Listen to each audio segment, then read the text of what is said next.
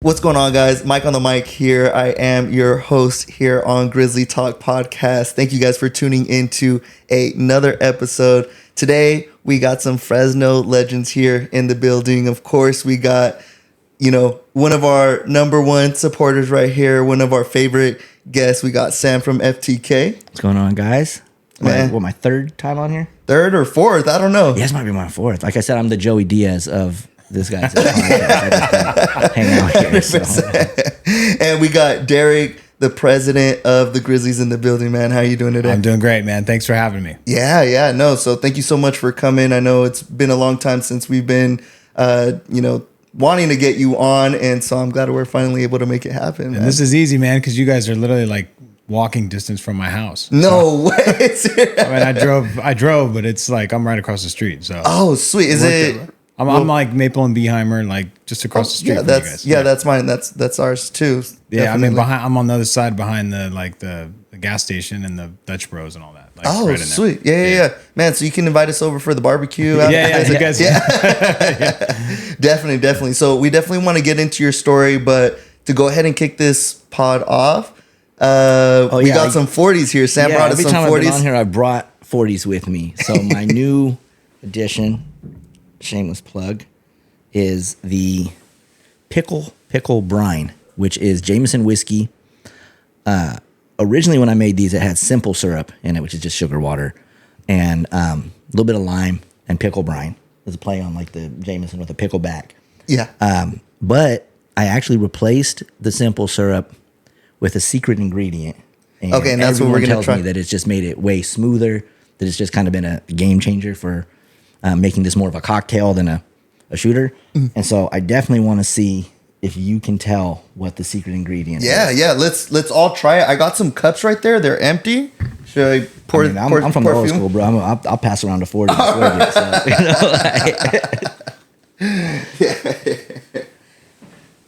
we can all hit the taste test here. We'll let you kill it with the bottle at the end, Sam.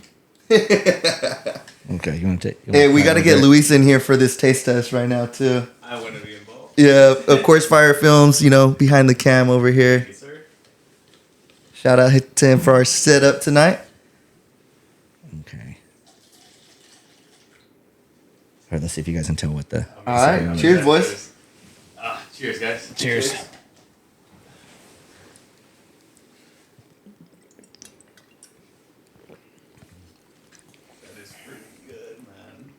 Can you tell what it is?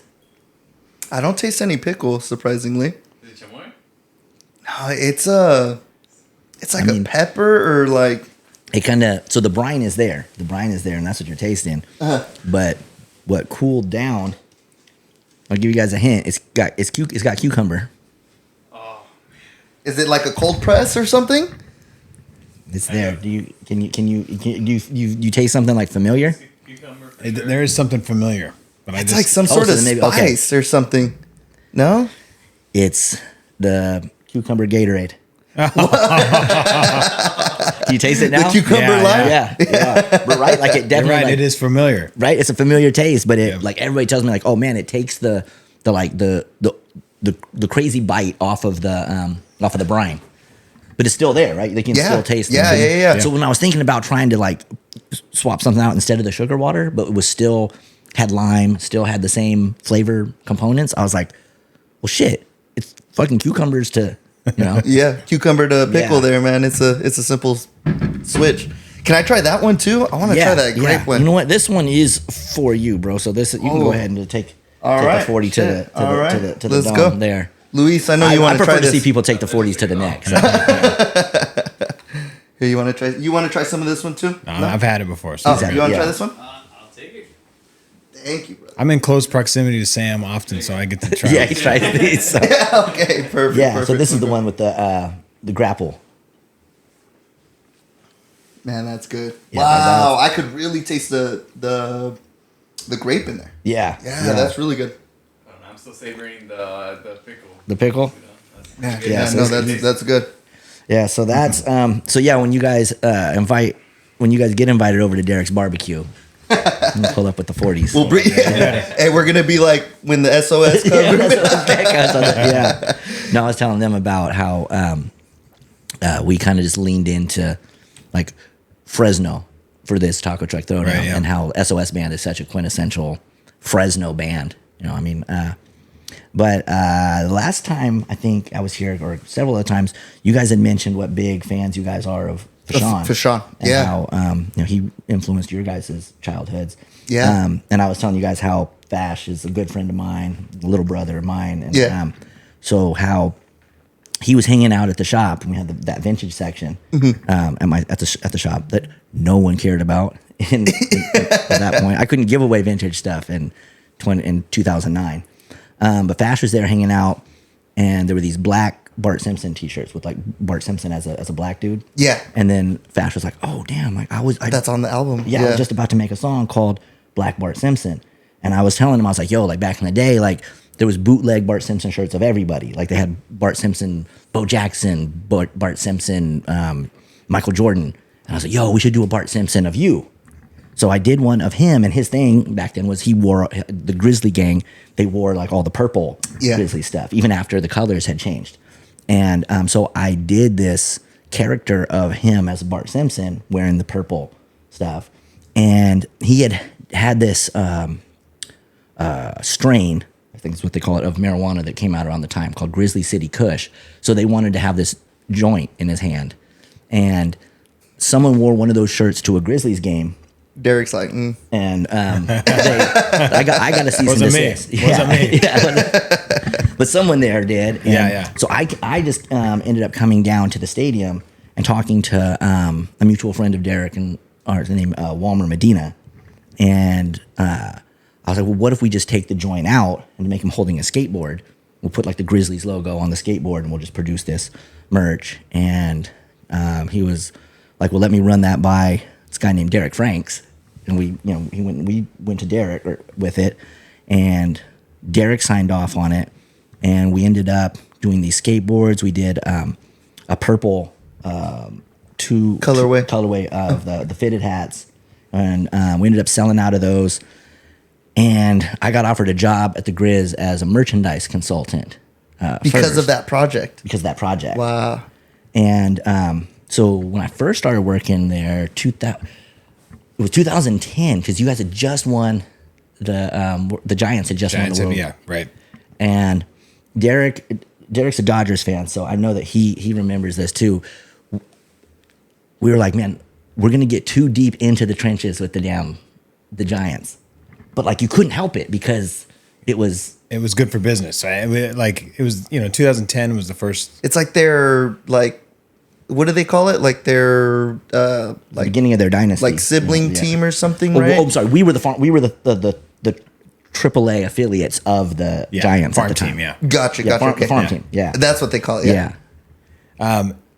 And it was the first time the Giants had won the World Series in San Francisco since coming from New York. So it was just Giants fans were just it was a great way that they won it. I mean, they had picked up some kind of they had made some great trades at the trade deadline and just kind of had this team that probably shouldn't have won and did win. So it was really just like a like a fairy tale type ending to a season for a lot of reasons. And we had a lot of players that were up. Yeah, that a lot had played of in Fresno had that come were from Fresno. there. And so there's a lot of hype in San Francisco that trickled down. And so for us, like 2011, the year following that was a big year for us. Like you're selling more season tickets and you've got more just interest in the team and the brand. And it's just really good for business. So It's just picking up that momentum. yeah, you're just riding the momentum that's there, right? And so, but that was the start of us like really going in deep on like the Giants, as the affiliate and making that like a big part of our identity was like our affiliation with the Giants. That was the beginning of it and it was like it started there and then it went into like we're doing the bobbleheads that they give away in San Francisco here and. A lot of just stuff that was tied into players starting in Fresno and ending up as, champions in San Francisco. So that hurt the soul a little bit that, being a Dodger fan and You know what? It's funny, man, like a because major rival. By then I was kind of in the GM role or about to become the GM and it started to the rivalry between Dodgers Giants and like the inner battle had started to wane a little bit just because it was like it's good for business. So like Dodgers are out of it, like I'm all Giants, so you start to like upset your Dodger friends and family of being like, the Dodgers are out of it, like this is good for my job, so it's Yeah, all good. yeah. You This don't is you, who- you don't hate them the same way you did before you were in the business. You know? And I feel like Derek and I were always sort of like, we're going to make this about Fresno ultimately than it was the Giants, but we did fall into We fell into it. We fell into it. But I mean, Derek started like in an era at the Grizzlies when the Giants weren't even thought of, like really, right? Like it was Right. just sort of it was originally when you came on board. What was that 2004. 2004, dude. So Derek, for everybody that's going to be seeing you on our platform for the first time, can you kind of introduce yourself and who you are, what you do? Yeah. So my name's Derek Franks. I grew up here in the Central Valley. I'm from Kingsburg, where I grew up. And you know, I got into working for the Grizzlies the summer of 2004. Like I played baseball, and actually my love of the game of baseball really started like when I was a kid. I grew up a Dodger fan. My dad's a big Dodger fan. My whole family is. But my dad and I's thing growing up was baseball. And we used to listen to the games on the radio a lot, you know, because back then you could watch like the Cubs and the Atlanta Braves on TV, but like it was rare that you got to see the Dodgers on television. It was here and there. So we'd listen to the games on the radio.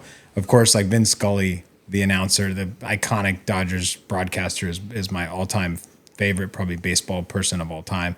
And so I grew up listening to the game with my dad, and my dad had this thing. My dad religiously read the Fresno Bee. He grew up in like Avenel, and then, you know, later got to Fresno, and then we ended up in Kingsburg. But he religiously read the Fresno Bee from like cover to cover ever since he was a kid. It was just like instilled in him as a young, and when I was growing up, he was like, you got to read the newspaper. Every day, just get up early, read the newspaper. And and my dad was insurance sales. So like, he's like, so this is how you know what's going on in the world. This is how you make conversation, you know, and when you're out there. And I had no interest in reading the newspaper. I would go and sit and try to read the paper, and I just hated it. I had no desire to read the paper, you know? And so we settled on like, all right, if you're not going to read the paper, like at least check out the sports page. And so when I was young and we were listening to Dodger games and talking Dodger baseball, when I was a kid, my dad would go open up the paper, get the box score, and tell me what happened last night if we didn't listen to the game. So I learned how to read the box score, and, you know, Brett Butler got caught stealing and this and that, whatever. I could tell him what happened. And so baseball was always my dad and I's thing. I played ball and all that. And so anyway, when I graduated high school, you know, I was good but not great at baseball. I started my senior year, and I caught and all that stuff, but you know, I wasn't going to go that far in baseball, but I wanted to play in college. And so I was going to Reedley College, and I planned to go out for baseball. And that December of that year, right before baseball, and I think I had a chance to like make the team and catch. My buddy had gone out, and he was like, dude, there's like 6 guys going out for catcher, which none of them are that good. So I was like, all right, cool. Well, then I got in a car accident with a friend of mine. My friend was driving, hit a puddle, middle of the afternoon, rolled the car. We both had no seatbelts on. So I ended up with 2 broken wrists and a bunch of stitches, and he ended up in worse shape than me, but we both lived, surprisingly, in a rolled car accident in the middle of the afternoon. And but I sat out that year because I broke both my wrists. You know, I had my wrists up to here, and it was all jacked up. And so I sat out a year, and then I started working. I started working at a screen printing shop down in Visalia, and the next year came around, and I wanted to get back playing, but you know, sitting out a year just kind of, you just lose some momentum. So I went out and played some club ball, and I remember talking to my dad about baseball, and he was like, and I was, you know, getting ready to finishing up my second year at Reedley College at that point. Went out and played some club ball, and just like didn't have the same feeling that I had before, like just missing that time. I just felt like I was behind, and he's like, well, what are you going to major in? Like, we're talking about applying for schools and what am I going to do next? And I just said, man, I don't really know what I want to do. I wasn't that great of a student, honestly, you know? And never really felt like school was your route. It wasn't my thing, man. I was like straight A student up until sometime in high school. And then I you know, foolishly just like someone told me like, you know, you can go to JC and your SAT doesn't matter. So I didn't take the SAT and I just kind of like didn't care.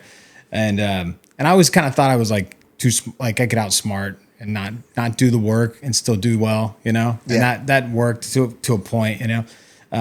So I wasn't a school guy. But I was thinking about where I'm going to go to college, and I was like, you know, I remember talking to my dad one night, and he's like, well, what do you want to do? I said, I don't know, man. I miss baseball, quite frankly. Like, that's the thing I love the most.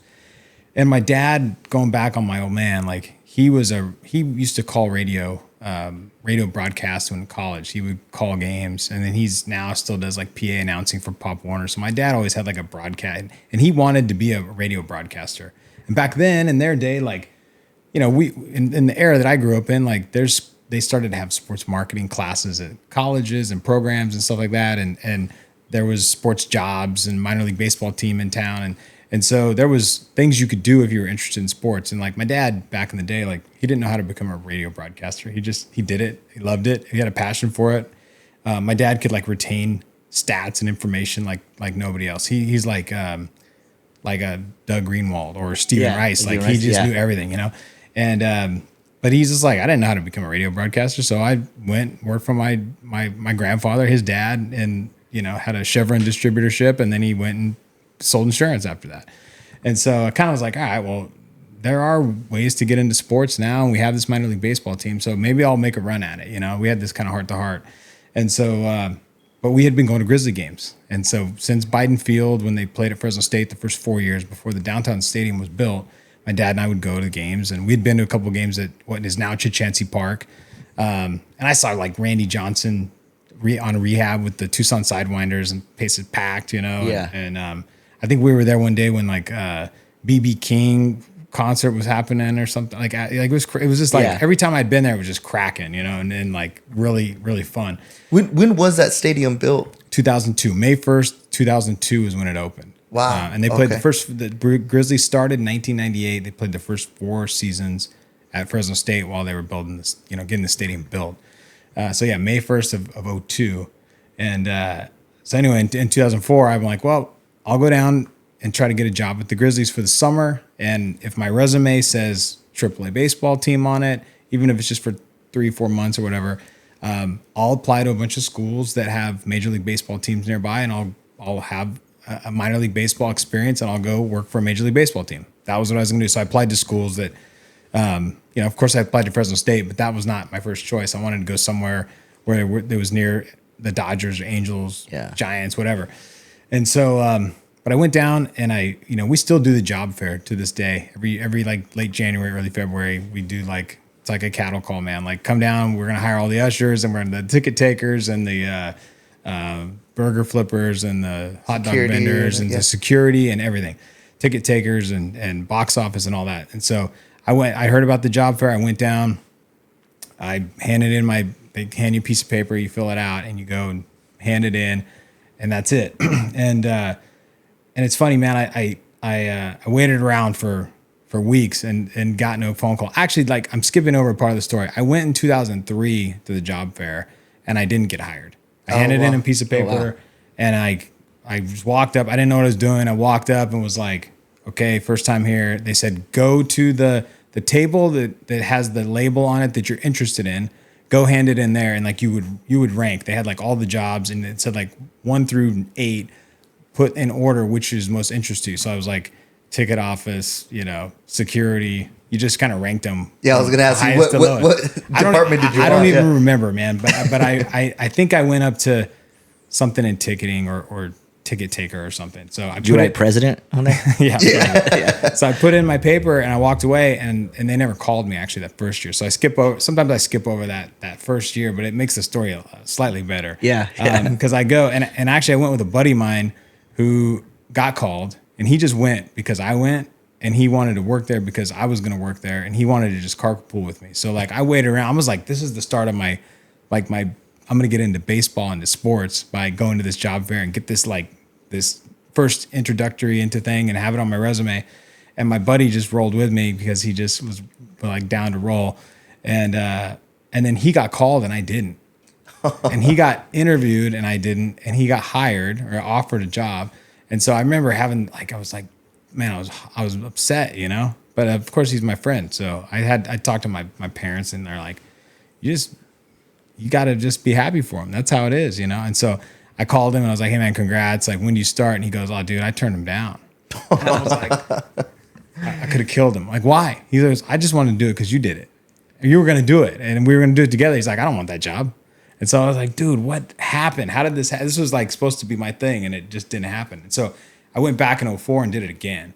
And the second time that I went, I was like, all right, clearly I didn't understand a job fair. The jobs I had had before, like I threw the newspaper, I worked by myself. I worked at a packing shed in the summer. Like I had never gone and like had to like present myself in that way, you know? And I just thought because I, put on a collared shirt and like smiled and handed my thing in, and they'd be like, oh, that guy'd be good at this, And there's hundreds and hundreds of people. So I'm like, all right, I got to go back next year and like stand out in a different way. Like really obvious stuff, but you got to learn that by, being ignored. And so I went back the next year and, I shook every person's hand in the room and just like did the whole thing. And I got called and I got offered an internship in the box office. And so when I interviewed, it was with a guy named Andrew Stubner. Did you ever work with Stubes? No. I heard about him. But he came right after that. Yeah, right after that. Great guy. And they had just like hired a new GM, and he'd brought in a bunch of his people that had been with him with other teams. And so it's kind of a fresh front office at that point in how things were going. And they call you back for the interview, and they're literally like, you stand in line and they just go like, Derek, go to table 7. So I just got lucky. I got with Andrew Stubner, who was head of ticketing, and he related to my situation because he did an internship and then got into working in baseball management. And so he called me, he made me wait like 2 weeks, a bastard. I waited around, and he's like, hey man, I have one internship left in the box office. It's the same thing that I did when I got my first job in sports. And your situation's like mine. Like, remind me of me. And so we're not going to pay you, but you're going to come in and get school credit or whatever. And then he's like, we'll put you in the ticket office like on game day so you can make a few bucks. But I want you to do this internship so you can learn the business. Well, what was that internship like entailing? I worked in the box office. So literally they just had me like working in the box office. So I went in like my first day when I got there, they were sorting season ticket books. Back then we printed, like if you bought the season tickets, you had like commemorative books that had graphics on the front and all that stuff, and they were all organized.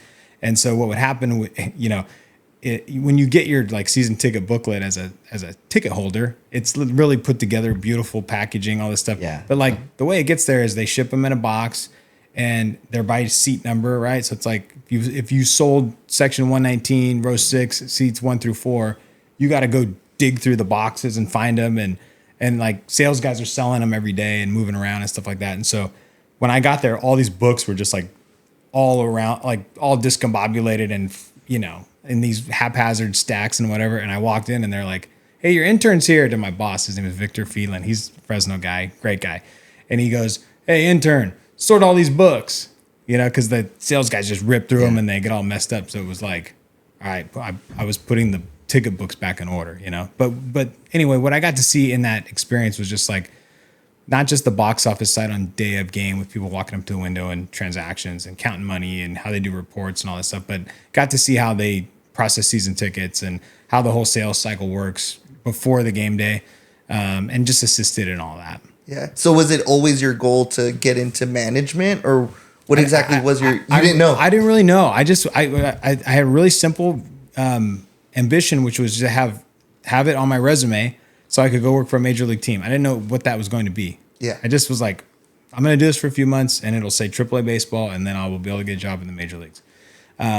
So as I got to know the people in the front office that summer, another person who really helped me a lot, a guy named Ash Anionson, was running the inside sales department, and he came to me like kind of midway through the summer, and I made one sale, like I sold tickets at the window all the time, but like I made an outbound sale. Like my dad's buddy was running like his Rotary Club, and he booked a picnic, so I was like the intern. And I sold like a 200-person picnic that was worth a few bucks. Shoot, I made a sale. Man. It was cool. And it was just like given to me, but it was like he got on the board. Intern made a sale.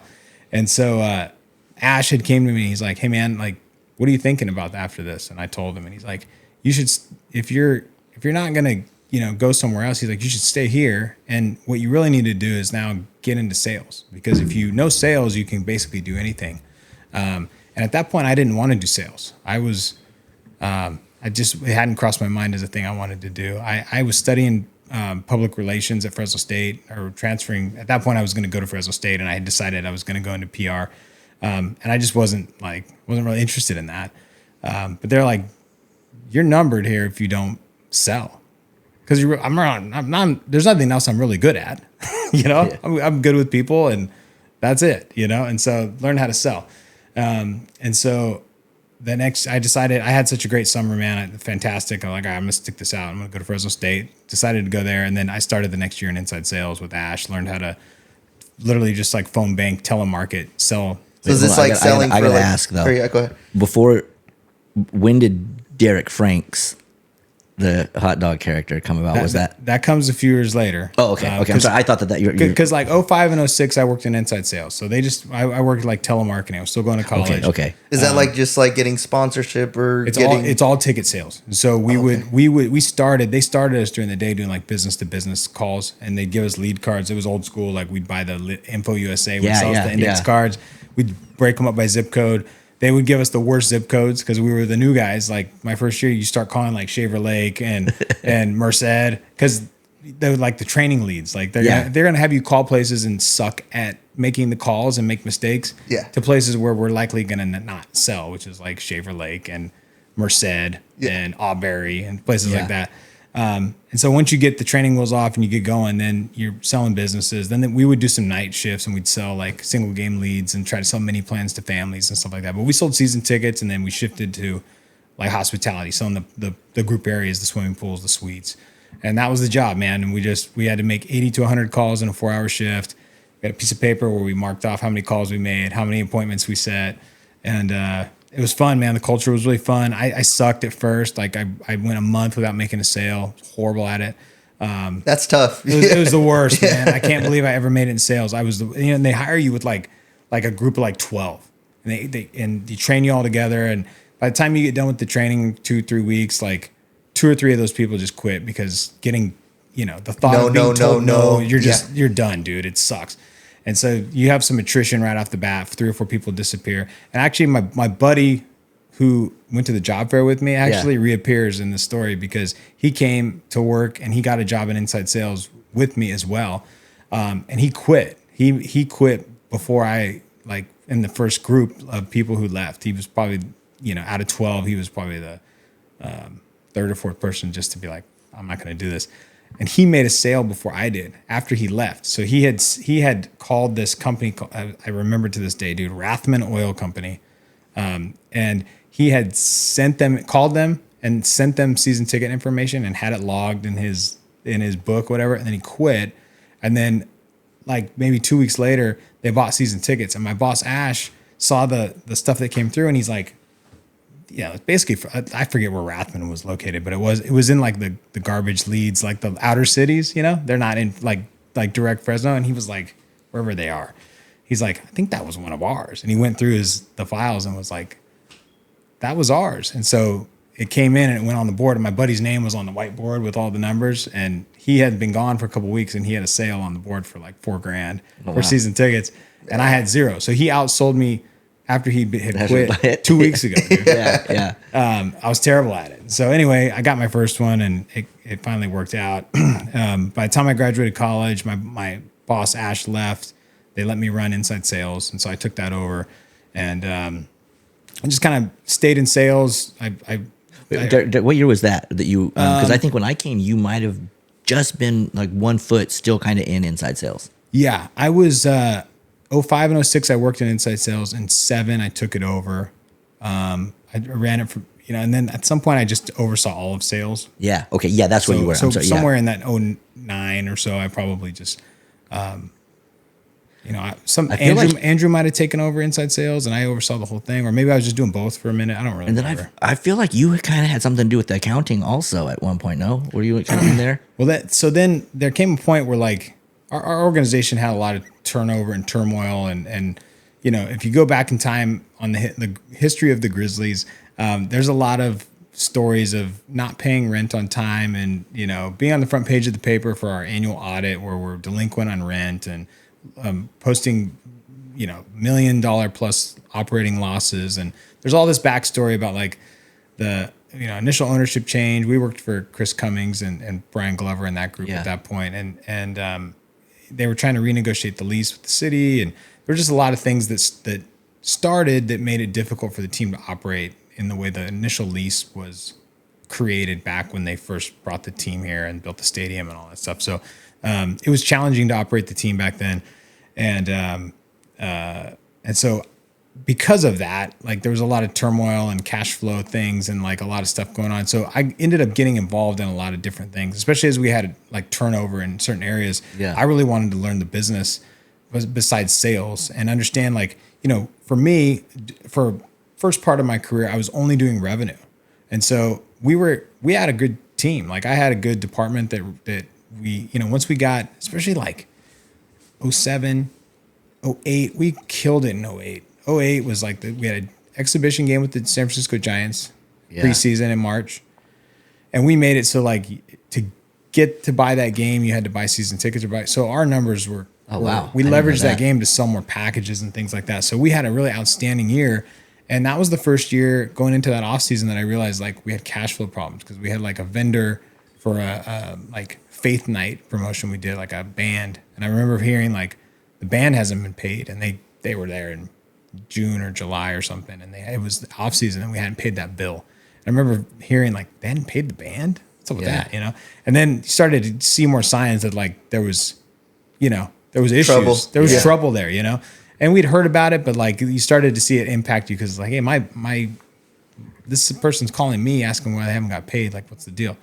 And so I wanted to, as we had more attrition and things like that, I wanted to understand like, well, how come if we're hitting the sales marks over here, how come we can't pay the bills over here? And I just didn't get it so I had to like, and we had some turnover in finance and I got a chance to like get in. So I really wasn't involved in finance other than I was just trying to understand like, why is our company losing so much money and what can I do about it? Yeah. What was it? If you're hitting your sales goals, but is it just maybe some unethical stuff or no, not at all. It's actually just like, you're just running a really bad business and you're making excuses for running a bad business. Like the lease was really expensive. And so I think what I kind of came into was the group at that time looked at it and said, this lease is way higher than any other lease in minor league baseball of its kind in AAA. There was like, it was really, really high. And so I think they looked at it and said, the staff we have built and what we spend on giveaways and what we spend on promotions and staff and all the things you do to run a business, like they thought this fits.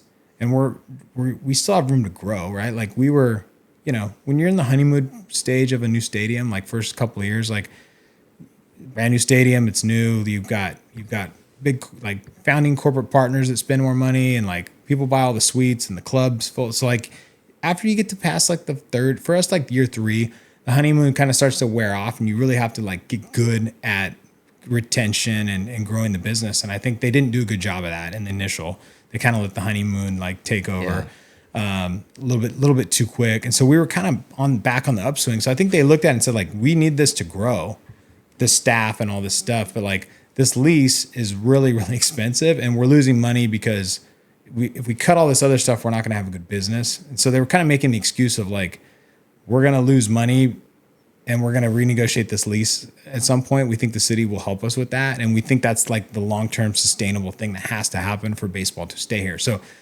they're losing money basically and just having their investors like cash flow them through. But you got to wait until then it was like once a year. Back then the investors would like plop the big check at the end of the year. Yeah. So you were like, you know, like trying to get through to the point where they would go, all right, here's the big check to get you through.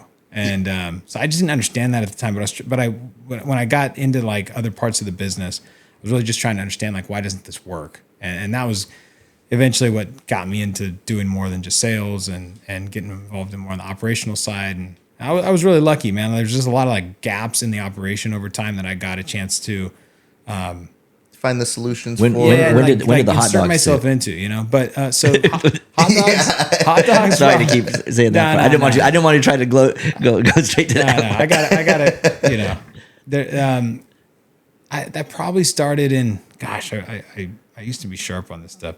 It had to have been like sometime in 2009 or so. Oh, we started. I thought 2008. I thought it was way earlier. In the beginning. No, it's more in the middle. This is my first time hearing this. I'm sorry. I always thought it was early. Well, maybe it was because you had a baby face back then, dude. Yeah, I did. You were young, man. You how if you don't mind me, how old are you? I'm 41. Okay, you look you look so young. That's how you were talking about like the radio and the paper. I mean, I grew up looking at the paper too, but just because like my parents owned a restaurant, so it's like I would go in, the paper was there, and I mean it was just like something to do, you know? Yeah, right. Yeah. Wait, how old were you when you started? You were like in your early 20s, or I was like 20 maybe. 20? Yeah, I was 20.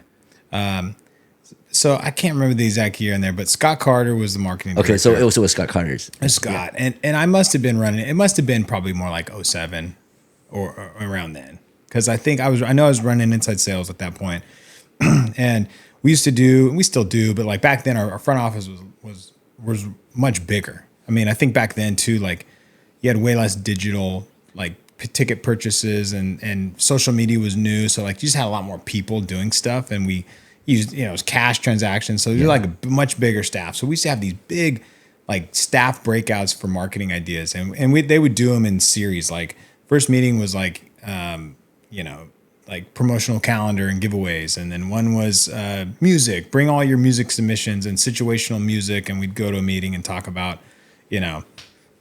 whatever the situation is, where you play like these boots are made for walking when somebody walks or whatever. Yeah. And, but stuff more creative than that. And one of the times that we had a brainstorming thing, they were going to rebrand, like one of the concession stands was going to get rebranded, and then like two of the portable carts, and they wanted like ideas on how to theme those out.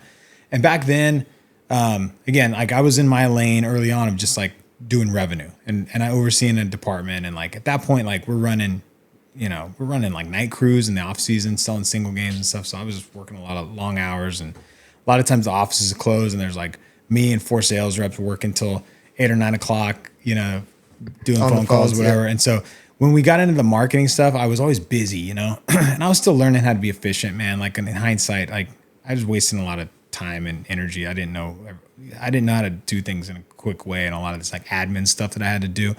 And so we'd get to these like marketing things, and I love marketing and I love the fun ideas, but like I didn't want to go and participate. I always felt too busy to do it. And so when I'd go to these meetings, I don't even know if Scott knows this, like this part of the story. He might, but when I think back to this, like they would always give us homework, and I'd be like literally like 5 or 10 minutes before the meeting, I would scratch out some stuff, and then I would go to the meeting. And then my goal was, if I got called on, I would just try to be funny enough to make everybody laugh to where they wouldn't notice that I really didn't put a lot of thought into anything. So if I could say something funny and make the room laugh. And Scott was always like, cool, good sense of humor, and minor league promo guy. So he's hilarious, right? And so if I could make the group laugh, I could kind of skate. He would like be like, that's a stupid idea, it's unusable, but he made the whole room laugh. Like, pass, right? Fresno tacos. Yeah. I never had any good ideas like that. It's just like I just tried to be funny. And so to be funny in that meeting, I said, hey, the Dodger Stadium has the Dodger dog, because I think one of the things was just a hot dog sausage thing. I was like, Dodger Stadium has Dodger dog, and Boston Red Sox have the Fenway Frank. And I said, I'm from Fresno here, and so I think we should call it the Derek's Franks. And it was like, yeah. Oh, hell yeah, whatever.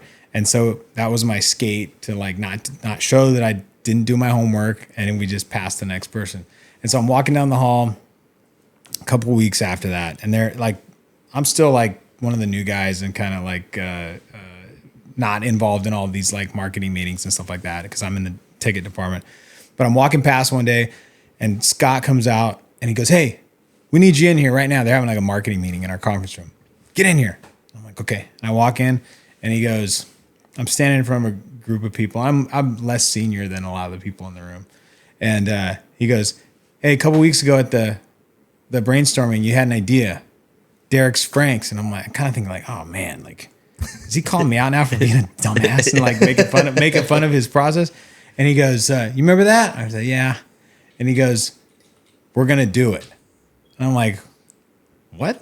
And he goes, we're doing it next year, Derek's Franks. And I said, okay, is that it? And he goes, but not the idea you pitched. He goes, we want you on Monday nights, because we had a hot dog soda, a ticket package that was like two tickets, 2 hot dogs, 2 sodas was the package that you would buy. It was called Monday Madness. Yep, I remember. And they're like, we're going to have you do Derek's Franks every Monday night on Monday Madness. Derek's Franks is Derek Franks in a hot dog suit with a bucket of hot dogs, and he will throw hot dogs into the crowd.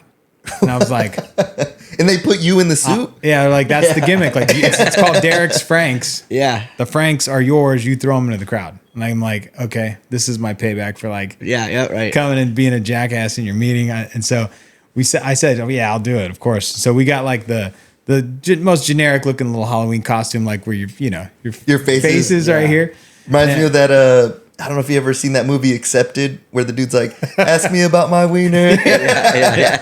It's like that. Yeah. And so I used to throw hot dogs in the stand every month. I did it for probably 3 or 4 seasons. And then, we did make it funny, like, and it was kind of inside joke, but like my gimmick, and Ryan Stoss was the MC back then. And so we were talking about like, how do we set it up? Because it's like, it's got to be, they wanted it to be a character, and I think we even still today, like the more characters you can have that your fans can identify with doing skits or interface with, like if you have multiple mascots or multiple characters, like that's good. And so they were kind of like, we want this to be a character, and we know it's funny because, you have season ticket holders and people that know you, and they'll think, hopefully the inside people will think it's funny because it's you, but then it's just hot dogs being thrown in the crowd. So like, how do you make it funny? And so I remember Ryan and I sitting around talking about it, and I was like, all right, what's the intro going to look like? And I came up with this, we kind of spitballed it, but we came up with this stupid gimmick where I would come out and they'd go, all right, it's Derek's Franks. What's going on tonight, Derek? And I would go, and I did it in this like stupid voice that wasn't my real voice that I was, so I would go, I have hot dogs for everybody. And I would drag it out really long, everybody. And I had made this real weird voice.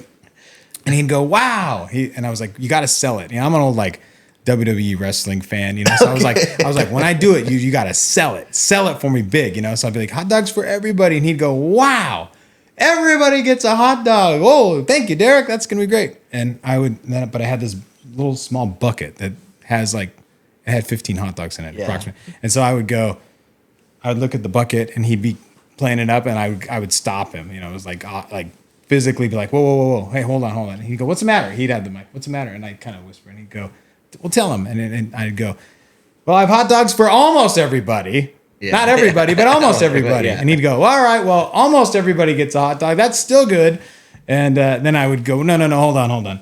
And he'd go, what's the problem, Derek? And I go, it's about 15 hot dogs. And he's like, all right, it's 15 hot dogs. Just go, And so it was like, it would like, you start big, and it was like, all right, just go get it over with, And that was the stupid joke. So I said the same line every single time, and we would riff it a little differently, but that was the stupid gimmick that I would go do. And people are yelling it was just very unusual because people were just like, come on, Derek, I'd throw it. And then we started to do this thing where I was like, it'd be kind of funny if because they're wrapped in foil. So I would go beforehand, and I would like untwist the ends on like 3 of them.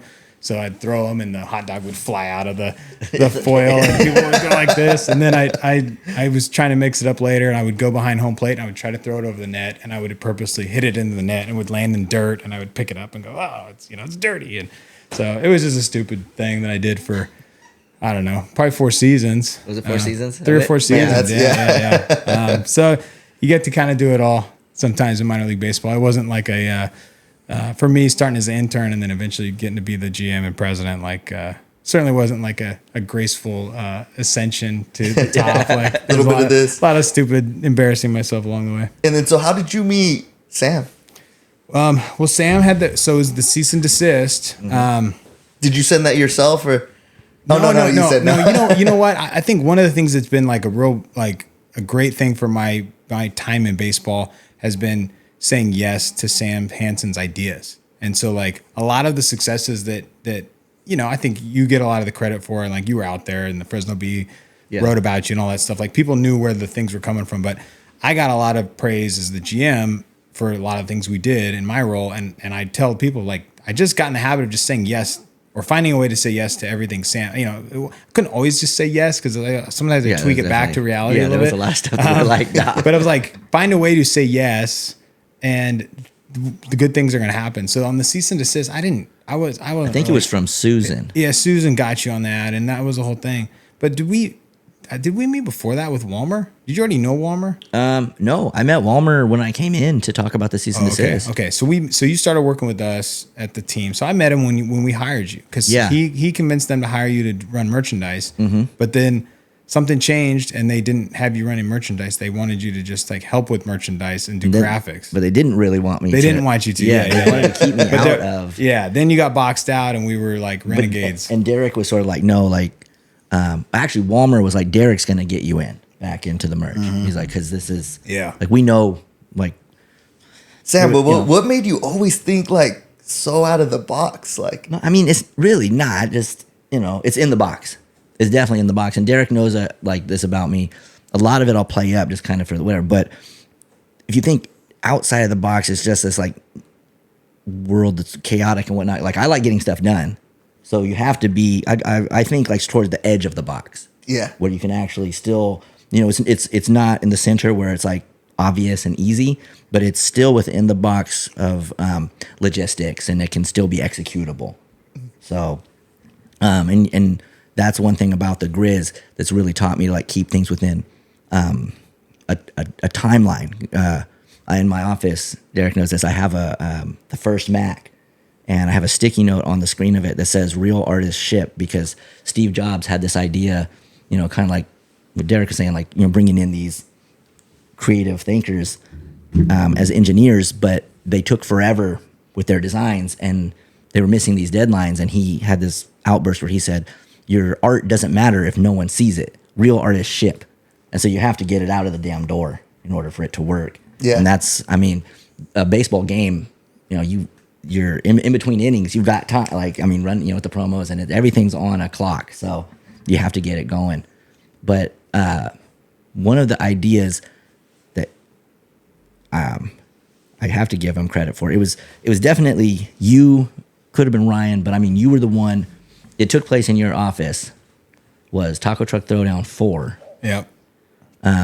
So I think Derek was before Taco Truck Throwdown 4, but you were the one who really helped me get work over Tim Dickard.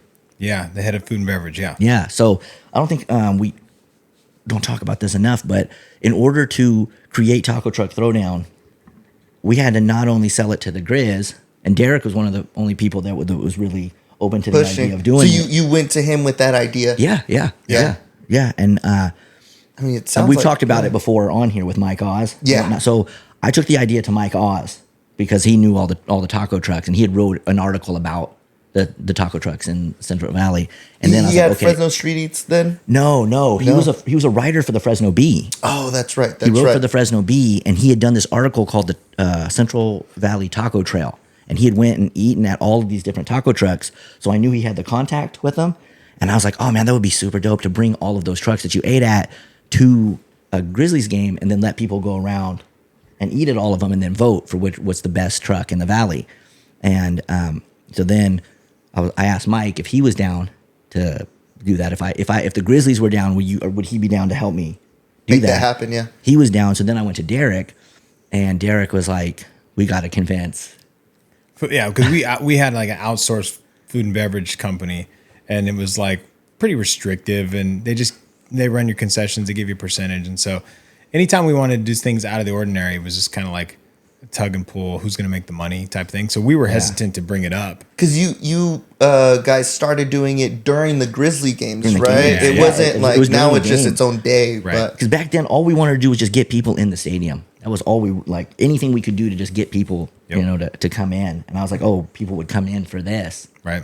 But Derek was the one. Because I called Tim Dickard, and he's like, "You fucking people."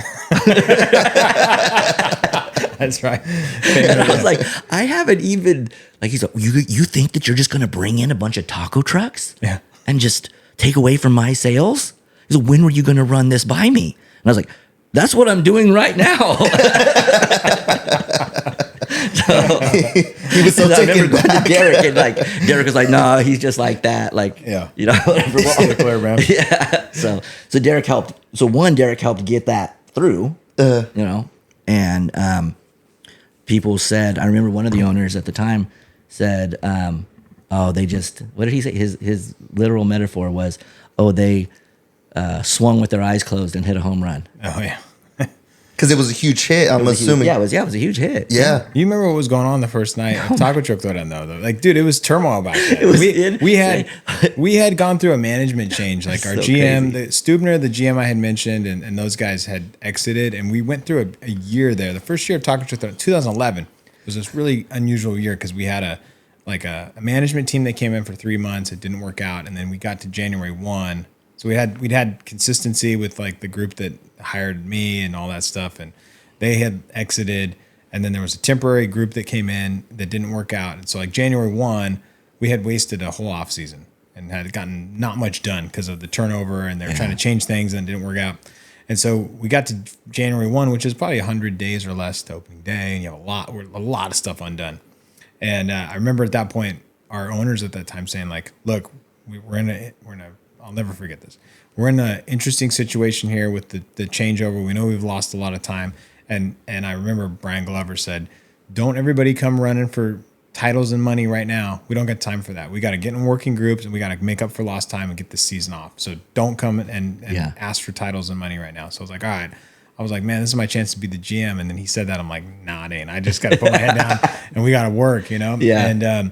And so we had this really outstanding season. Like I said, the Giants had won, and that kind of helped us because there was a lot of like momentum. But behind closed doors, we had all these people like jockeying for position and trying to get their ideas heard. Like without that, in the absence of like structure that existed before, or a structure in general, like we were just Scrambling. It was scrambling, dude. And so, and I think when you're like, you know, clearly they told us get through the season and then we'll figure this out. So I think everybody kind of felt like, if I do a good job, my situation will get better. I can run this, run that, whatever. So I get human nature just like kicked in for a lot of people, but there's just a lot like lack of structure, and everybody was, to their credit, like everyone was trying to get their stuff in and thought that they knew best. So it wasn't like, I don't know, you could look back and be like, I think everybody thought they were trying to do what was best for the team. There just wasn't the right way to like filter out everything. So we were trying to just do too much, and there was a lot of people rowing different directions and stuff like that. But ultimately, trying to do what they thought was best. So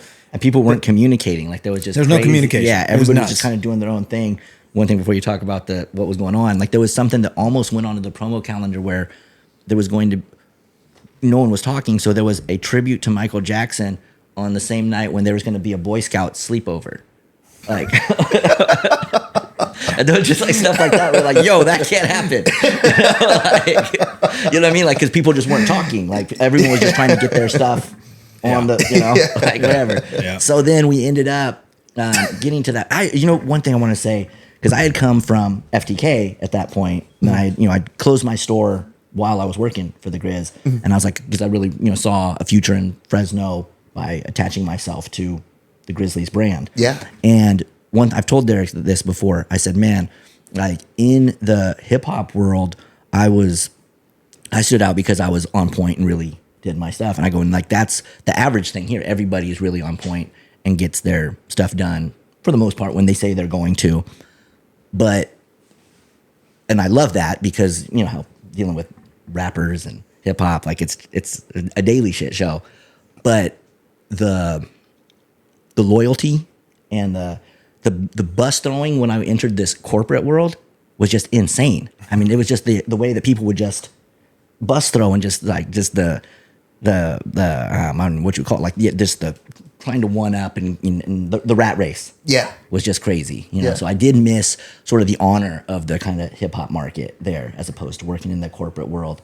But Derek was always a pretty like solid dude. I never saw Derek like do any like savage bus throwing or anything like that. And he just kind of just did what he said he was going to do and toughed it out. But when we got to Taco Truck Throwdown night, like we had put ours on the board, and then there's all sorts of other people, right, that had. Yeah, it was like August Night. It was Hot August Nights, which is a car show. It was a car show, and then didn't we have an appearance from the guy from the show Twilight, or the movie Twilight? Yeah. Who, Edward or no, it was like a bee. It was like one of the werewolves. Yeah, it was it was a werewolf. Right? Yeah, one of the random werewolves. Okay. And then someone had booked. It was Man Night. It was also Man Night. Yeah, which I think was like an inside sales thing to like sell like like outdoor booths with like outdoorsman wear and like Yeah, it was manly like the, stuff. It was the flip to like ladies' night, because ladies' night usually did well. So like, let's have a man night, Yeah. thing. So that Bro night was like man night, werewolf. It was hot August man night with taco trucks and werewolves. The epitome of just like everybody's just doing their own thing. Yeah, it was freaking wild. But it did. It's a funny start of something that ended up obviously being a main, flagship thing for us. Yeah. And then so once we got to 4 Taco Truck Throwdown 4, it had kind of become to the point where it was just a party during the baseball game, and you could see like some of our season ticket holders weren't, they didn't like the fact that people weren't paying attention to the game. Yeah. And we're in Derek's office after the game. And let me just add, in 2014 we had set the baseball attendance record. Yeah, that's right. On Taco Truck Throwdown 2014, which is the 4th one. And all of what we were talking about is like during the game, it was actually a pretty good game. I think the Grizzlies, it was. a close game. I think Grizzlies might have walked off in the 9th. Like it was like a good comeback from behind, like a classic fun game to be at as a baseball person. And we set the attendance record, but nobody was in the seats, right? Like Everybody was like all your crowd shots and stuff are like scattered seating because everybody's doing the event out in our plaza, and there's beer cans everywhere. We couldn't get enough trash cans for those 24 ounce beers. And this really outstanding game, and there's 14,000 plus people or whatever, but there's not that many people watching the game. 14,000. It was a large number. We were above capacity. Like it was very big. So we were talking about that. Like, man, a great game tonight, and no one would watch. Like one of the baseball guys in our conversation was like, because we're of course we're all stoked about the whole thing, and then our like media guy at that time was like, nobody's watching the game. Gee Willikers. It was a great game. I remember looking down and up on the screen. Gee Willikers. There was what's that? What happened? Sorry. He said, gee Willikers. No, I remember looking down from Derek's office like to the crowd, and I saw this guy, and I look up on the screen, and there was just a dude that wasn't paying attention to the game. He was just standing up in his seat, like doing like the fizzle dance. Could give zero shits about what was going on, on the field. Did you guys have like 14,000 people? How did you fit that many people without the field? People were in the plaza. So K Rich was DJing out in the plaza, and but we're after the game, the G Willikers, we're having this conversation, and someone said, I thought it was Derek, but it might have been Ryan Young. It was Ryan. Was it Ryan for sure? Okay. Well, someone was basically, Ryan said we should just change our name to the Fresno Tacos. He actually said this. I remember because at that time the ownership was also talking about selling the team. So we kind of knew the team was for sale. God, you made me laugh at that. Sorry. The talk was that the ownership was going to sell the team or trying to sell the team. And he said, it would be awesome if someone bought the team and changed the name to the Tacos. Oh, that's what it was. Yeah, change the name to the Tacos. Someone bought it and changed the name. We should change our name to the Tacos. And actually prior to that, I think what started that conversation too, though, he was saying nobody watches the game. And he said next year, it started with this. He said, Ryan was the one who said it. He said, next year we should do a themed jersey. Just so people like have something to look at. So it's like, and it fits the theme. And so, at the time, I think one of the jerseys that was real popular. Oh yeah. Was that, remember the El Paso Chihuahuas? The full print. They had the full sublimated print of just like a dog face on the front. Because I had already mocked up. Yeah. You had done that, I think. Like a taco. So taco. So it was like, why don't we do the taco uniform, like the uniform and the taco of the shell and ingredients or whatever. And Lehigh Valley had done the bacon hat already. We got to give them credit. For sure. For that. Yeah, for sure. But they had done the bacon hat, and then Mike Oz was like, we need to do a taco hat. So we're kind of talking about the idea of doing a jersey. And then Ryan said, what if somebody bought the team and changed the name to Fresno Tacos? Yeah. And we were like, ha ha. And Sam was like, we should just do that. We should do that. Definitely do that. And then you guys just had a segment, right? And that kind of sparked a whole movement. Yeah, because there was this dude, Noah, who we had a media guy who was obsessed with news with doing press conferences. Yeah. And Derek's a PR guy, so Derek's like no stranger to press conferences also. But this dude Noah Frank, not to be confused with Derek Franks, Yeah. but Noah, he always wanted to do like these fake press conferences. Yeah, he is the first one who came up with like the bogus. That's hilarious. right. He Yeah. wanted because remember It's like a skit idea. he came into my office one time What was the idea? and he goes, "Hey, I want to do a fake press conference and I want to announce that Parker is starting his own line of underwear. I need you to mock up a design for me for Parker's underwear called Barely There." And I was like, "Bro, get the fuck out of here. Like, what the fuck is wrong with you?" Call HR. No, I'm not gonna do that. I remember like, but this dude Noah, like he, like a lot of people, like he used to annoy like a lot of people, but like low key, he would have some good ideas. He had good in there. ideas, man. You would just have to be like, "Noah, shut the fuck up, bro." Like, but then you'd be like, that could kind of work if we were to tweak it and do this. So he that had- was already He did have a lot of good ideas.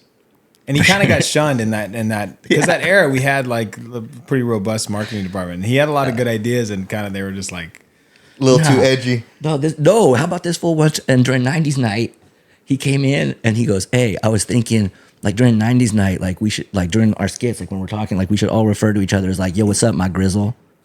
And I was like, absolutely not, bro.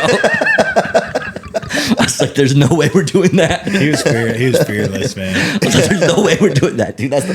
That might be the worst idea I've ever heard. But kind of great. Kind of great. Kind of great though at the same time. Yeah, it would get attention, that's for sure. I was like, dude. So that's being said, like but he always would have these freaking ideas, and so I was like, oh, I like right when they said change our name to the tacos, I was like, oh, dude, yes, like, and it unfolded how we thought how. Like it doesn't always happen like that, where like you have an idea, but it literally unfolded almost to a T how we thought it was going to unfold. Yeah. And you guys, who ended up publishing that? I remember there was a lot of. Everybody, bro, everybody. I remember it was huge. From Yeah, in the Time media. magazine to Yeah, I mean, you name it, it was on It was everything. everywhere, yeah. It blew Yeah. up. It That's blew up. insane. And we so that was Taco Truck Throwdown 14, the night of like that conversation we just talked about took place like 1 year prior to it actually happening at probably 1 a.m., 2 a.m. in the morning. Yeah, You know, yep. and delirious, and it's like, oh, that we have something there. And we did. It was like a accumulation of a lot of things. Like Mike said the taco hat, and Noah said the fake press Press conference, conference, and yeah. Ryan said the taco's name. So all those thoughts kind of come together, and we ended up. That's what we did. We did the press conference saying we're going to rename the team the Tacos, and it was kind of like for a day, but it caught everybody's attention of like, Yeah. oh, they're going to rename their team. To where Taco Bell was like, we'll pay. Taco Bell said, we'll give everyone in Fresno free tacos if this is real. And then we were like, we don't want your black ass tacos anyway. Like, so. Hey, they're the number one Mexican restaurant in the U.S. You know. I mean, probably in the world, right? Like, yeah. But We love Taco Bell, but it's just like the Yeah. theme is different, right? Yeah. So for sure. Like we But it's doubled not the down right- on we doubled down on the Fresno tacos. So we couldn't like as much as we no disrespect to Taco Bell. Like I love Taco Bell. No, that was two- kind of a jab, but two different food groups, and so we were like, no, we really leaned into. We're trying to tell a story here Yeah. of families in Central Valley, families with trucks and Yeah, because just Yeah. like how you guys talked about when you and Mike Carls were here, is that the taco trucks actually originated here in the valley by the loncheras, right? For sure. Yeah. That was a huge part. And so we really wanted to kind of tap into that part of Fresno culture and tell that story. And so we couldn't, obviously take Taco Bell up on its offer and then tell that same story. It just wouldn't have, But it blew up. I mean, it was everywhere, and we sold taco hats, all Everywhere. 50 states, shipped them internationally. I mean, it was bonkers. Man. And then It a was lot of crazy. other teams started doing their own like Oh, there isn't a team spin that on hasn't. that, right? Yeah. Fast forward to today. I mean, I think every team has their own food alter ego, and everybody's got one now. Yeah. And we did it before it was really allowed. I think even we did it. Oh, we had, I had. We immediately got a call from the league of like, what is this? You didn't. What is yeah. this? How, you know? Actually, though, I did. That's one thing about Derek too. Is like he's really congenial. You know, he's good. Like like he said, his dad's an insurance dude, so he already kind of knew a lot of the dudes in the, like, if you wouldn't have known Andy and you kind of pointed me to the right people to talk to. Oh, sure, yeah. Because I had talked to Andy Schultz, so I did tip off Andy Schultz ahead of time. Yeah. But some of the, like what's the old guy? There just wasn't really like a protocol for that. Then, yeah, you know? he was bugging out, like, I don't, like, whatever. Yeah, he was super cool. Shouts out to Andy Schultz. If that wouldn't have happened if it wasn't for him. Yeah, he's the man. So yeah, people were like into it, but it was like, how do we do this with licensing and on field has to be approved a certain way. I mean, there's just certain things that like we just completely skipped over and just were like, this is a cool idea, and just ran with it. Yeah, and I think that also, I don't know, there became a formal process to have alternate identities and stuff like formally through minor league baseball that didn't exist prior to. So there's a lot of things that, and then to your point, you brought up like every team does an alter ego now. So we started something that, like I said, you heard how it came together late at night. Yeah. Sounds like you guys could have like your own reality TV show or something. Yeah, it happened. And I think it crossed out of just baseball. I mean, other teams, like all sports, are doing it now too. So. Yeah. So Derek, how did you get to become the president from starting, in just as an intern, and how did all that progress? Because I know you talked about to where you got to the GM and then what does it take to get from a GM to your position, and then what do you exactly do in your position? Yeah. So today the Grizzlies are owned by as a franchise that has an ownership group. And we lease the stadium from the city of Fresno, and then we're affiliated with the Major League Baseball team. Right now it's the Rockies. We've had a few different affiliates. And so the way that the whole thing works, just so people understand, is, we don't do anything with the baseball side. So our job, and my job as the GM and the president over the years, is to oversee the business and the business that owns the franchise that gets to be affiliated with the Major League team, that leases a stadium from the city of Fresno and gets to operate a business, but basically an entertainment business around the development of Major League Baseball players in a partnership with a Major League affiliate. And so we have nothing to do with who's on the field. That's all done by the Rockies, the farm director, and they draft the players, they assign them to Fresno, and they move them up and down, and that's all them. All we do on the baseball side is like logistics. So we're hotels and buses and meals and laundry and things to make sure to support their baseball development. And what I do is I oversee a business that gets to, be an entertainment business around that. And so in our case, it's mostly baseball. The core business is selling baseball games and promotions around the Rockies, developing players there and playing a 66 game, home schedule. And then on top of that, then we have the ability to do other events and book the stadium in other ways too. So I just get to oversee a business that sells tickets and markets and has operations and has a finance, and just like any normal business, but it just does unusual things and is centered around events. Yeah. What would you say is one of your favorite moments from your career with the Grizzlies? As I'm sitting here saying that what we do has nothing to do with baseball, my favorite moment, I think, or favorite period of time over a couple of weeks was in 2015 when the Grizzlies won the AAA National Championship. And that story is really, really the culmination of what Sam and I, what Sam really we talked about when we had the Giants. The Giants were our affiliate until 2014.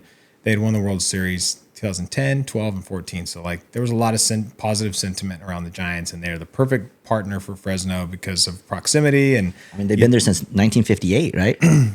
They had been, yeah. The kind of off and on, yeah. The Fresno Giants, a single A affiliate, then come back as the Grizzlies AAA later on. And so, and and I know it's a little bit different now, a lot of streaming and stuff, but I think, if you had cable TV in 2004 or 5 when we first started working there, you flip on the TV and you probably have CSN Bay Area, and you're watching Giants games and you're seeing the guys who played in Fresno. You're seeing Matt Cain and Tim Lincecum and Buster Posey and those guys, you're just flipping through the channels and they're there. The guys who were in your backyard. So it's just like it's a good fit. And so they moved to Sacramento. We got the Houston Astros that year. And of course, like when you go from everybody's favorite team, or, half the market's favorite team, it's like Giants, Dodgers, probably, and back then with the Giants so successful, like it really felt, it's probably still more of a Giants town, but like, it really felt like a Giants city. Right. And then you go from that to, there's no fan base for the Houston Astros whatsoever. There's no geographic relevance to that whatsoever. And so Sam had, really the taco truck throwdown is like one of the key things when he and I were talking about like, hey, this Giants thing may not last forever. And when we said that, we didn't think they would not be the affiliate. We just thought like they're not going to win. They're not going to win every year or every other year. Yep. And at some point it gets stale to have like everything be about your affiliate. And at some point, you have other fans to serve also that are not Giants fans. So like thinking of growth and fan base growth and all that, it's like, this has to be local. And, if you go back in time to when the Carbres brought the team to Fresno, Diane Carbre told me, and she's been around us for a year after they sold the team. She's been around our advisory board and like been a friend. And she's helped out a ton. A ton. And I remember her telling me when we sought out this franchise, we didn't know who the affiliate would be. We just knew that Fresno was a AAA market, and we could hopefully build a really great state-of-the-art facility, and people will go to games here. This is a city that is, at that time there's 160 cities that had affiliated baseball, and they were like, this one should be a city that has it. We're going to bring it here. And so they didn't know who the affiliate was going to be then when they had their initial dream. So the initial dream of AAA baseball in Fresno had Giants was not part of the calculus. That ended up being a good sort of like a cherry on top that's what happened. But that wasn't part of the original, like they didn't know who it was going to be. They just knew like, we're going to bring this here and people are going to go. Right. And so we really got into that. Like, what if they don't win forever? What if the brand's not as hot forever? What if they go through a period where they just suck and they don't win games, right? Like you got to think all those things. And so that's when we started getting more local. That's what led us to doing Taco Truck Throwdown and other things that were Fresno Central Valley themed things that were, sign twirler night and like some of those things. Like we started to be known farm grown. Exactly. So we had like, we were like, we got to be known for the things that are quintessentially Central Valley. Even, I think 2015, we even did a tribute to like pop locking. I mean, everything like tri-tip. Yeah. I mean, it wasn't just taco trucks. Like we were being like unapologetic. I think it was like we were unapologetically Central Californian. Yeah. We were like, and that was the period of time where I just kept saying yes to his ideas or tweaking his ideas back, turning the volume down enough to where I wouldn't get fired and saying yes to Sam's ideas. But we were able to do that because we're a couple of local people who like wanted it to feel like a Fresno team. Knew the culture here. Yeah, exactly. And hold on, sidebar. I just want to interject. I think this is important. One of the reasons why I also like really fucked with Derek was because I knew that he was from the Valley, and a lot of the people, wouldn't you agree, that were kind of coming and going at the Grizz at the time were people that weren't necessarily from the Valley. Yeah. They were just in baseball to try to get to a higher position. Yeah, there's a lot of like bounce around to where the best opportunity is in minor league baseball, especially at that time. Yeah, so for if sure. You're trying to move up, you kind of have to like go to where the next thing is. So we did have a mix of non-local people. Yeah. And a lot of people were like, hey, where are you going to go once you leave the Grizzlies? And I think Derek and I were the main ones that were like, oh, we're here. We're staying. This is us. Like, we're staying in Fresno. Like we're here for Fresno, not. So 2015 was like the point in which we had achieved like, because after the Giants left, we really had this like confusion in the market. People thought the team was gone. We of course had a drop off in season tickets. The people that were Giants fans that didn't want to do that anymore, and we really like at that point really dug in. Like, all right, we started this. This is going to be a Fresno team. We're gonna now we got that was when Growlifornia was born. So Growlifornia was born. We started wearing Fresno on the front of the jersey, which is typically you wear the city name on when you're out of town. We flipped it.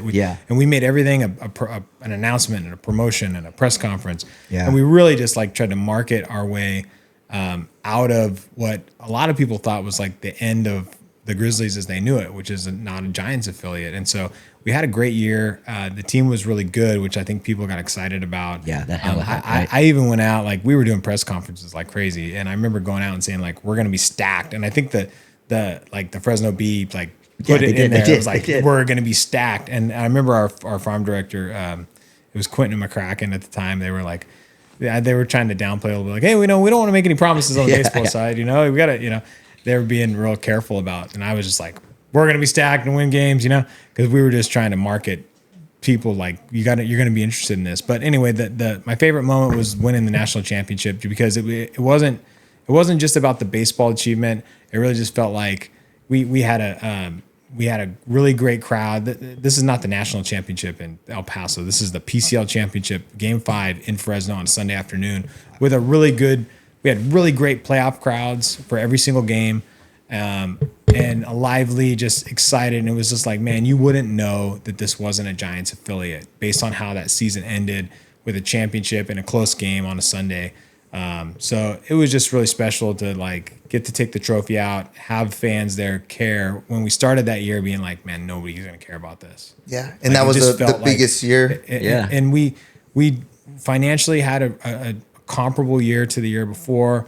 Our attendance during the season was down a little bit, and over the 5 playoff games, we basically recovered. So it took us 5 extra playoff games, but we had essentially the same amount of fans come through as the year before as the Giants affiliate. And so we felt like it was just like the achievement of that, when a year prior felt like, man, how bad is this going to get? So that whole culmination of like the marketing and the brand identity, and then just the cherry on top, like getting to win a championship in front of a really good crowd. It's just that's the most fun and probably the coolest moment that I've had there. Yeah. I'd say that's mine too. Okay, I was gonna ask. Literally the exact same thing. I remember that moment. I remember I saw you in the hall, and I freaking hugged. We just hugged. Yeah. Because we were like, dude, like what the fuck?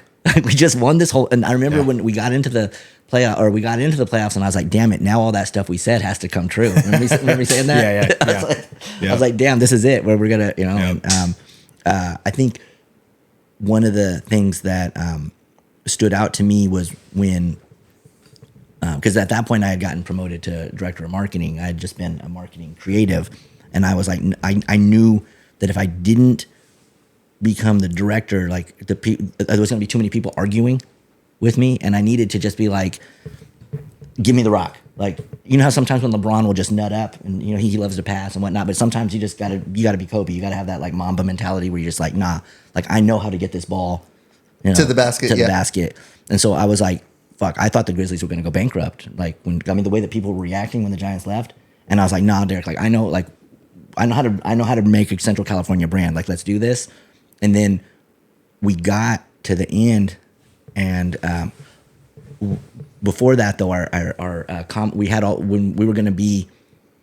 the different options of whom we might be an affiliate with. Yeah. And Houston, I was like, okay, if we end up with Houston, what common denominators do Texas and Houston have? And one of the things we kept saying was like, Texas definitely has this like, don't mess with Texas. And so we were really playing up this don't F with Fresno sort of mentality, and this sort of, we're our own thing. And we leaned into that. We leaned into the farm grown. We leaned into the taco truck throwdown. And then our team was good. And we got to the championship, and people were waving their bear flags. And then we won. Freaking crazy. But yeah, that was definitely like my favorite moment for sure. When did like all these concerts and everything start coming into the Grizzlies?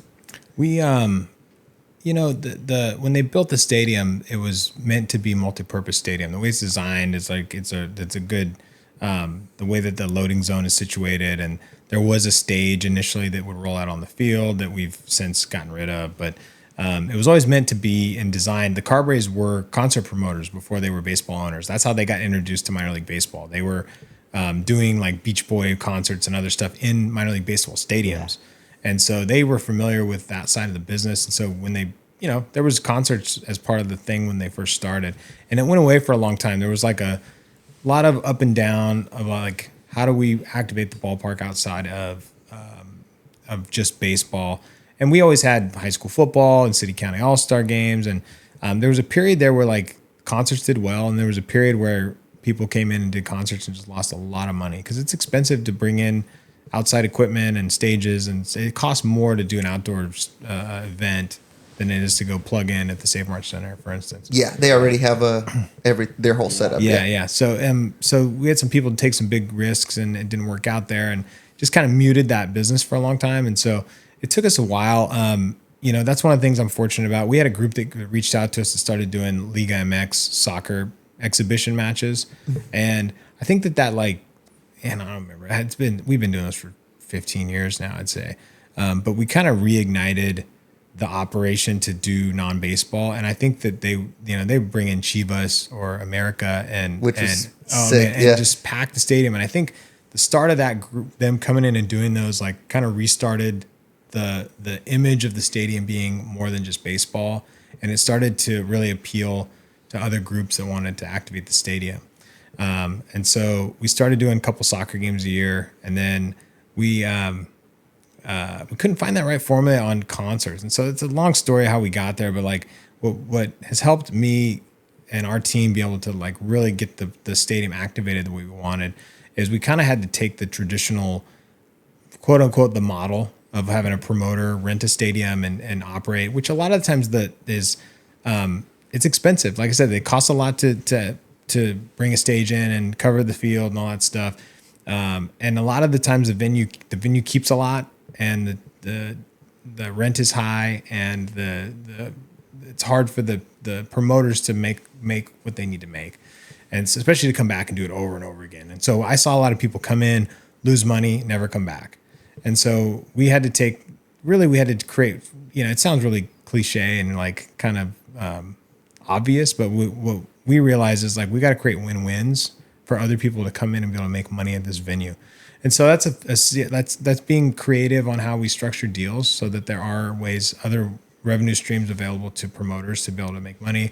It's us also making an investment in the stadium. City of Fresno has helped us with this to where now we did go out and purchase a lot of the things that make putting on events there more expensive that we can give people, like for instance, concert flooring to cover our field.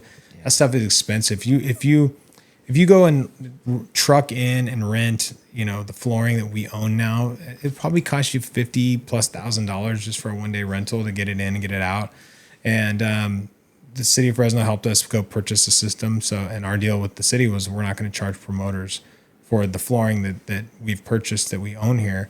Of course, there's labor to put it down and take it up, but like the rental cost of $50,000 to truck it in and out. So making investments like that has also made it a more promoter-friendly venue. Mm-hmm. And so over time, we learned like how do we make this a good P&L win for the team as the host, good P&L win for the promoters, so we can create win-wins so that they will not just come do one show and leave, but like do multiple shows a year. So we've been able to really have some great groups that have been doing shows with us over and over again. That gave us the confidence then as Taco Truck Throwdown evolved to do our own, because we've done the setups for other people. We start to do our own events. Fast forward to the last 3 years, we've done Tequila Fest as Taco Truck Throwdown has become a mainstay. We said, hey, we're willing to take another show we go and produce, take some risk on. And so that's where Tequila Fest came from. So it's been a long process of trial and error and a lot of learnings, but really just make it a promoter friendly venue as far as just like, and being easy to work with and being nimble. I think we have the ability, like as a small, you go by the stadium, it's a big stadium, right? 10,000 plus. It's a large, kind of imposing place, but really it's a small group of people that make a lot of these things happen. And so we're also flexible too. So I think like we pride ourselves on being easy to work with. And, if you come to us with an idea, we're going to consider it, and we don't say no a lot. We try to find ways to say yes. And so I think that's made us an appealing venue for that reason. Definitely. It took us a while to get there. Yeah. And so I know we got Taco Truck 14 coming here soon. You want to talk about what we can expect this year? Well, I mean, E40 is no stranger to Fresno. Yeah. But I mean, ticket sales are way up this year. So, I mean, Fresno loves them some E40. I think that we just went with an unapologetically Fresno lineup. Fresno, I mean, have you ever seen a dance floor empty when SOS Band is playing in Fresno? I mean, that's a given. And then, again, Baby Bash, also no stranger to Fresno. He's been here quite a bit. But I think just the combination of E40, Baby Bash, SOS Band, and Connie all together kind of provides a show, a Fresno super show, if you will. Yeah, definitely. Super excited for that. And what would you say is like any future plans that or anything that you guys can let us in on that you guys are working for the future for the Grizzlies? We've got a lot of things in the works, man. I think when you look at really on the non-baseball side, like there's a lot of opportunities out there that we're trying to go and find more shows and bring them to Fresno and more big events that you may have to travel and go, out of market to see typically. With the new group that owns our team, Diamond Baseball, there's a lot of really cool, like it's opened up a lot of opportunities for us. And so, a lot of things out there. I think over the coming years, you're going to see a lot of different type of events come through, and things that maybe aren't necessarily like local promoters, like we've done a lot of, or our own shows. But I think you're going to see, we're working on more things that you'd normally have to travel to see. And so I think that it's not necessarily, a ton of things imminent, but like big picture, we're going to see more of that. We're also looking at our stadium. Like we've made a lot of changes to Chancey Park, and in the last really.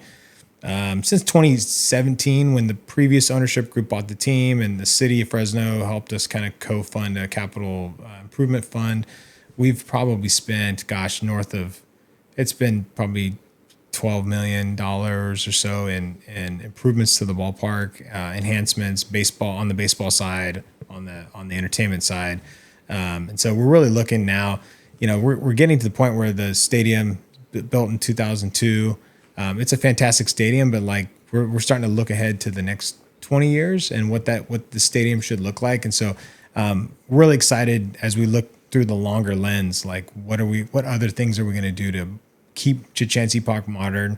And so, a lot of cool things in store just on the future outlook of like how we envision the stadium adapting and making changes over the years. So I think that's something that I'm probably most excited about is the evolution of what Chancey Park, how we will serve fans in the future, and some cool projects in the coming years that we're at least discussing now and figuring out what that looks like. Are the batting cages going to be open to the public, or? That's a baseball amenity that. So if you look over the right field wall right now, we at the end of the season we put up a new batting cage. Those are to meet the new Major League Baseball compliance. So open to the public, no. It's not to say that like in the off season it wouldn't be an amenity that like a team could book or do a birthday party and have batting, take some swings. Like, we always look at like the off season, could we use these spaces? And so we're talking about that, but the baseball amenities are world class now. And our new batting cage is going to be really, really special. Yeah, no, that's super exciting, especially because Chancey Park is definitely a Fresno staple. So, it's been amazing to hear the stories and, kind of see, a little bit of an insight to how things happen inside of the stadium. But any final thoughts here, Sam or Derek? Well, if you would like to get a grappling heme 40 or the which pickle brown, fire, yeah, DM me, Sam from FTK on IG, and they're $40 40s. $40 40s. And then obviously Taco Truck Throwdown, November 8th. What are we, 2 weeks out? 2 weeks away. 2 weeks away. Yeah. As of today. We are, but November 8th. There's going to be a lot of people there. Don't miss out. No doubt. I think, for me, I think Taco Truck Throwdown is kind of it puts the cap on our year as far as major events. It's our flagship event. I hope people will come out. If you haven't been in a few years, come out and see us this year. I think the team that we have with Mike Oz and his team, Sam and Ray Ortiz and that whole group, every year we try to make it better, right? And I think that that's a mainstay that we don't see ever going away. This is number 14. This is going to go on and on. But come out and have a great time. And if you have a great time, tell your friends that you had a great time at an event at Chancey Park. And we just ask people to spread the good word about, the time you have at our venue. That's really valuable to us to have, good word of mouth and people fondly of the ballpark experience and the special event experience. So come out and see us. It's going to be a great event, I think. And then, we're excited to as our team builds the 2026 campaign for Grizzlies baseball and for another cool event calendar. Our team's working really hard at putting together a special year for next year too. So we're excited about it. Awesome. No, well, honestly, none of the events there ever disappoint, and especially Taco Truck Throwdown. I think I've been consecutively for like the last 4 years or 5 years or so. So oh, nice. Yeah. Definitely make sure that you guys make it out to Taco Truck Throwdown. Make sure that you guys stay up with all things Fresno Grizzlies. Again, Sam, thank you for always coming, man, and making this happen. For having me. And Derek, pleasure to have you on today. Make sure you guys give these guys a follow. And thank you guys for tuning in. Make sure to like, subscribe. We'll see you on the next one. Love you guys. Peace.